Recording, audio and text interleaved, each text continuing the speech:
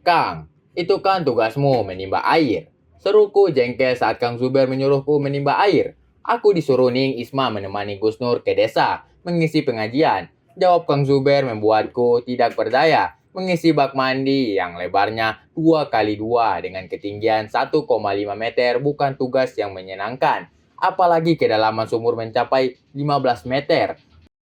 Jawabku berusaha mencari alasan agar terhindar dari tugas yang tidak menyenangkan ini. Kalau Ning Isma mau ke kamar mandi dan air kosong, gimana? Bisa kualat, kamu. Jawab Kang Zuber, meninggalkanku begitu saja. Kualat? Apa mungkin aku bisa kualat oleh orang yang mungkin lebih berdosa dari aku? Ning Isma tidak sesuci seperti orang duga. Walau aku bukanlah keturunan kiai, aku masih suci. Belum terjemah oleh instanya zina. Ah, sudahlah. Saat ini aku sedang dihukum. Aku harus melaksanakan hukuman sebagai rasa tanggung jawabku. Dan juga menunjukkan kepada mereka, aku lebih mulia. Aku segera menuju ke sumur yang terletak di belakang. Di antara Ternyata kamar mandi Gus Nur terpisah dari rumah, sekitar 10 meter dari pintu dapur, mengingatkanku dengan kamar mandi zaman dulu yang terpisah dari rumah. Kenapa kamu tadi nguping percakapan kami? Tanya sebuah suara membuatku terkejut sehingga melepaskan timba yang dipegang jatuh ke dasar sumur, menimbulkan bunyi yang terdengar cukup menyaring. Ning, Is, Ma, kenapa? Apakah kamu akan menyebarkan aib kami? Tanya Ning Isma dingin, matanya menatapku tajam. Saya tidak sengaja nguping, jawabku menunduk gelisah.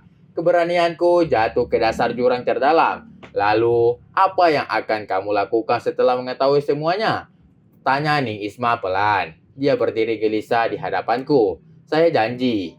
Jawabku memberanikan diri menatap wajahnya yang terkena sinar bulan purnama. Harus kuakui Ning Isma kecantikannya tidak kalah oleh Ning Sara. Apa omonganmu? Bisa dipercaya? Tanya Ning Isma. Dia berjalan pelan mendekatiku. Aku terpaku, bergerak mundur menjauhinya, tapi tembok kamar mandi menghentikan langkahku. Percayalah, Ning, jawabku gelisah. Apa maksudnya mendekatiku di tempat yang sepi dan mustahil terlihat oleh orang yang berlalu lalang? Kenapa kamu ketakutan seperti itu? Apakah aku menyeramkan? Tanya Ning Isma. Aku tidak berani menatap wajahnya yang cantik. Tidak, Ning. Jawabku berusaha menatap wajahnya. Hatiku berdesir. Aneh karena wajahnya begitu dekat dengan wajahku, sehingga aku bisa merasakan sudah tahu rahasia kelam masa lalu kami. Seharusnya kamu pergi dari sini agar rahasia kami tetap tertutup rapat. Tapi aku takut kalau kamu pergi, justru kamu akan menceritakan masa lalu kami ke orang lain di luar sana, kata Ning Isma. Tangannya yang halus membuat gemetar. Inilah pertama kali seorang wanita dan yang melakukannya. Saya janji, Ning. Suaraku bergetar berusaha meyakinkan Ning Isma. Dia berhasil membuatku ketakutan. Aku tidak percaya mulut lelaki, mulut mereka terlalu berbisa. Sama berbisanya dengan pria yang sudah merenggut. Lalu mencampakkanku begitu saja. Jawab Ning Isma. Tangannya yang halus bergerak. Sekujur wajahku bergeser. Ning, kenapa kamu menganggapku murahan atau wanita nista seperti anggapan Gus Nur sehingga dia tidak mau? Ku tanya Ning Isma. Wajahnya semakin dekat sehingga nyaris wajahku. Kamu, wanita terhormat. Ning, aku memalingkan wajahku, tidak berani menatap wajahnya dalam jarak yang terlalu dekat. Bohong kamu. Nafasku seperti terhenti saat Ning Ning, mau apa? Tanyaku gelisah. Tidak tahu apa yang sedang kurasakan. Bahkan aku tidak berani berpikir tentang apa yang dilakukan Ning Isma. Karena itu hanya akan merendahkan derajatnya yang mulia. Menutup mulutmu. Tersentak saatnya sedikit lagi. Ku. Namun karena gugup tiba-tiba saja kakiku kehilangan tenaga. Refleks aku pundak Ning Isma. Kamu kenapa, Din? Tawa Ning Isma lepas, menertawakan keadaan kami yang jatuh tertunduk di tanah yang basah. Maaf, Ning, seruku merasa malu. Tanpa sadar aku yang duduk di.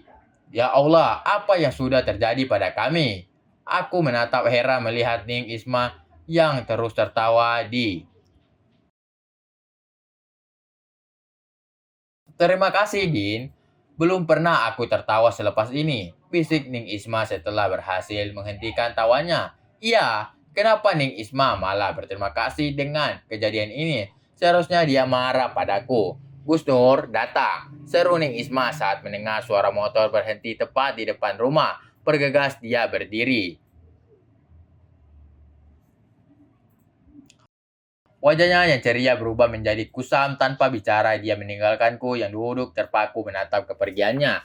Setelah Ning Isma masuk rumah, barulah aku tersadar dari kejadian yang baru saja kualami. Ini seperti mimpi. Untuk memastikan aku menampar pipiku dengan keras. Rasa sakit dan panas membuatku yakin kejadian tadi benar-benar nyata.